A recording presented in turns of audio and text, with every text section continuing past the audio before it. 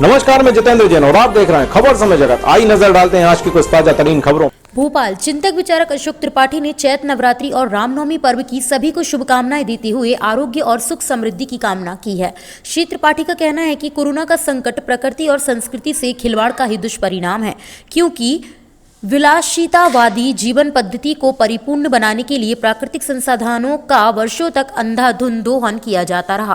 प्रकृति, संस्कृति और पर्यावरण के प्रति अपनी नैतिक जिम्मेदारियों को नजरअंदाज किए जाने से ही स्थिति इतनी भयावह हुई है। इसलिए नवरात्रि और रामनवमी के पावन पर्व पर सभी को प्रकृति संस्कृति को मजबूत और जीवंत बनाने का संकल्प लेना चाहिए। चैत्र नवरात्रि का दौर चल रहा है। कल रामनवमी का पावन पर्व है। इस बारे में हम बात करेंगे चिंतक विचारक अशोक त्रिपाठी जी। त्रिपाठी जी, कल रामनवमी का पावन पर्व है। देश में, पूरी दुनिया में कोरोना का जो संकट है वो चरम पे है। क्या लोगों को आप संदेश देना चाहेंगे? लोगों को क्या कामना करनी चाहिए इस महत्वपूर्ण पवित्र अवसर पे कि कोरोना का जो संकट है वो टले? नवरात्रि पर्व यानी शक्ति पर्व। शक्ति, सृष्टि में सर्वाधिक शक्तिमान कौन है? प्रकृति। वो हमेशा न्याय करती है। शक्ति आराधना का पर्व अर्थात प्रकृति आराधना का पर्व। प्रकृति अर्थात जन, जल, जंगल, जमीन, पहाड़, पानी, पेड़, पहाड़, पत्थर, ये सब है। चले प्रकृति की ओर, चले गांव की ओर।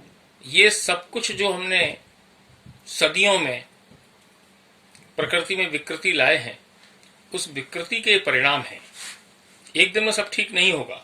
हम सब संकल्पित हों, हम जड़ों की ओर लौटें, जमीन की ओर लौटें, हमारी जीवन शैली को परिवर्तित करें। प्रसंस्कृत खाद्य पदार्थों से शरीर की प्रतिरोधक क्षमताएं समाप्त हो चुकी हैं। भौतिकवादी ऐश्वर्यशाली जीवन शैली ने प्रतिरोधक क्षमताएं कम कर दी हैं। हम प्रकृति को संवारें, जन, जंगल, जमीन को संवारें। इससे हमारी शारीरिक क्षमता भी वृद्धि होगी। और प्रकृति ने ऐसा कोई भी रोग नहीं है जिसके उपचार की व्यवस्था अपने अंदर ना कर रखी हो। ऑक्सीजन सिलेंडर को भाग रहे हैं और जागृत ऑक्सीजन सिलेंडरों को काट रहे हैं।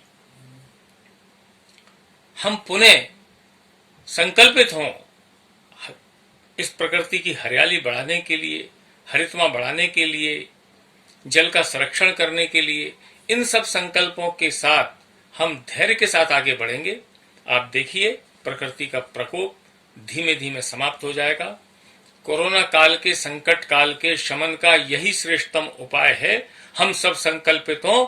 हमारी संस्कृति और प्रकृति में हर रोग के शमन का निदान है।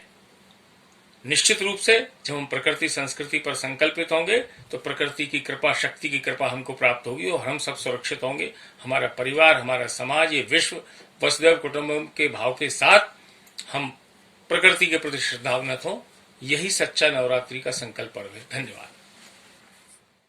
भोपाल से खबर समय जगत के लिए सुजीत रघुवंशी की report. For latest news, subscribe to our channel and press the bell icon.